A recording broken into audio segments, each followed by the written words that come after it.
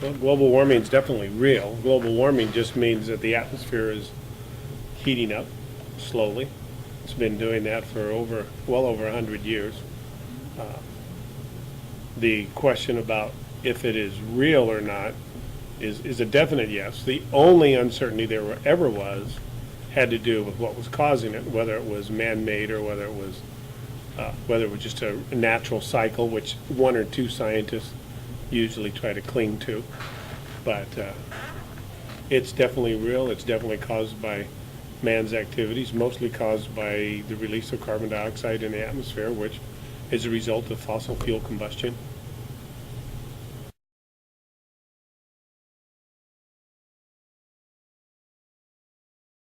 Definitely man-caused. I mean, I did research in the field for several years, so I mean, we wouldn't be researching it if it was something that was just a normal cycle or something like that as much.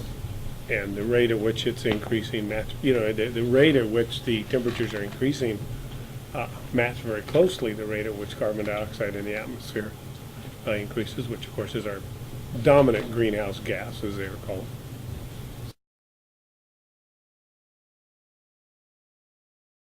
A lot of scenarios. To try to say that it's just the ice age one is, that's like the extreme. That the movie a few years ago, Day After, started called The Day After Tomorrow. Looking at the increase of carbon that was like that's an extreme scenario that actually, the models, some extreme model would predict could happen. And it would require some really unusual increase in things occurring, and that could create global average. Not necessarily an ice age over the whole world, but an ice age over, over North America, for example, or an advancing CO2 ice sheet, or just a very cold period. It's very close.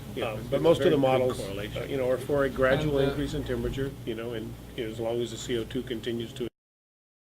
There's a lot of scenarios. The ice age one is, that's like the extreme. That the movie a few years ago, Day After, what was it called? The Day After Tomorrow. That was like that's an extreme scenario that actually, the models, some extreme model would predict could happen.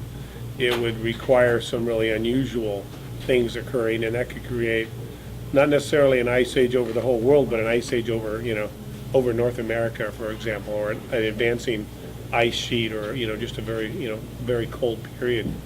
But most of the models are for a gradual increase in temperature, and as long as the CO2 continues to. So the melting ice caps is certainly an impact. Now the other part of that impact, of course, is the ice caps melt, that water has to go somewhere, so it goes into the oceans, which raises sea level.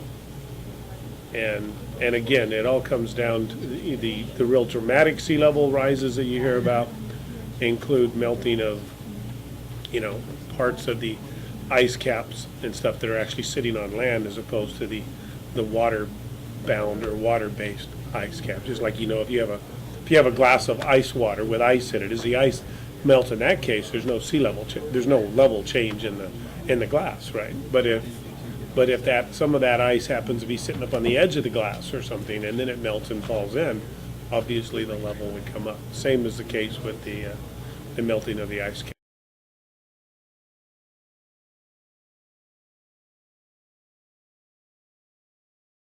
A lot of ways to look at the effects on the economy. One is just the direct impacts of warming the atmosphere. Obviously, if you warm the atmosphere, you're going to require a little more cooling. You're going to require a little more water. You're going to get more evaporation. More evaporation, of course, is going to cause maybe more severe storms, more extremes. Hurricane Katrina very likely was impacted by the very warm waters that were over the Gulf region that year. That's why it was able to intensify into such a strong storm during that time and then strike New Orleans. I mean, that's obviously a very significant impact, at least on that region, although it impacted all of us somewhat because it affected gas prices and everything for a certain time period.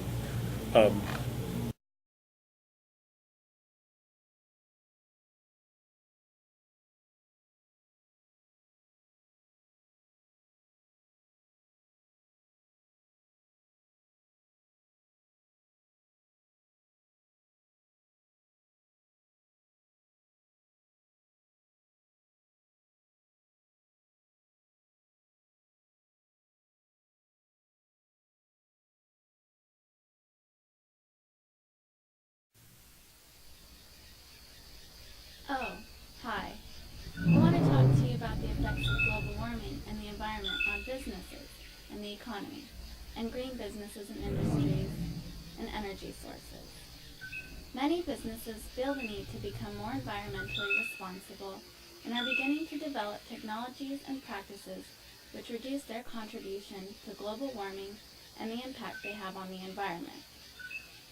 The United States is the #1 contributor to global warming, even though its population only constitutes of about 4.5% of the entire world's population.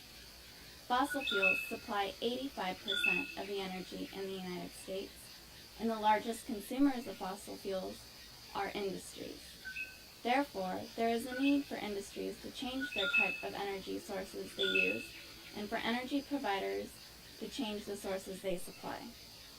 There is a myriad of alternative energies like solar, wind, geothermal, hydroelectric, and wind power, which have zero emissions.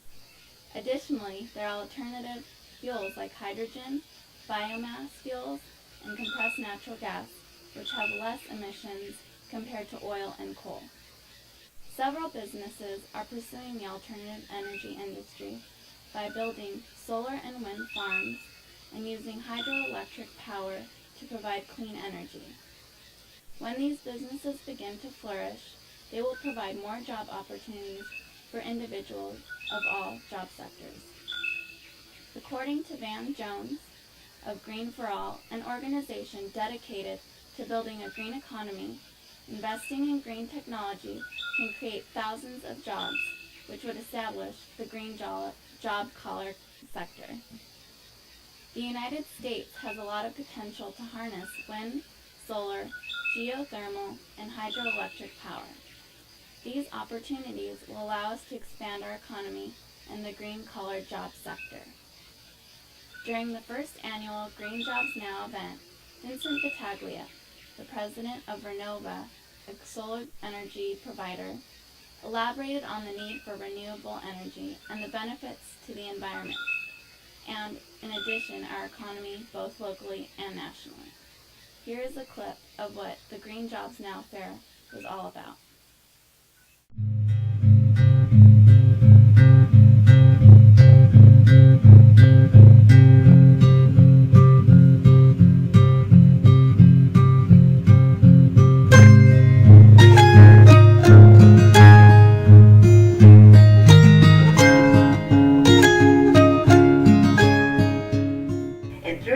Recycled and renewable wood, additional insulation, high-performance windows, Energy Star appliances, more efficient lighting, air conditioning and furnaces, and low water demand landscape, these homes will achieve significant savings. I guarantee that within the next few years you're going to see a lot of companies like ours coming out to the desert, because this desert truly is the mecca of renewable energy. Renewable energy is potentially the largest job creation program in the history of the planet. Make this happen.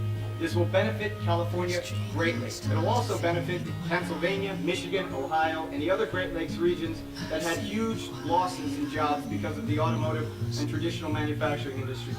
Many of you believe that green jobs is a good thing.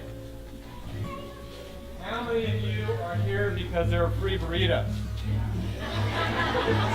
All right.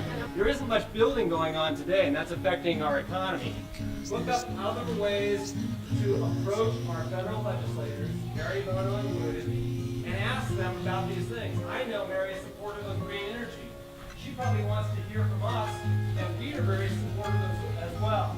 You're going to see in the next couple of years, at least, I guarantee that at least out of 100 people, out of 100 of your friends, I'm sure you have 100 friends, and out of all those 100, there it is. All right, great. Well, 20 of those people in 3 years from now are going to be somehow involved in renewable energy. They'll either work on a wind farm, or they'll put solar panels up, or they'll work as a solar engineer who takes down numbers. They're going to be involved one way or the other. They'll be estimators for wind systems, something like that, but within the next 3 years, because we can't avoid what's happening now. Energy costs are going up so quickly. This was the National Green Jobs Day of Action, and we joined with hundreds of groups across the country to let the national government know that we're ready for green jobs now here in the Coachella Valley.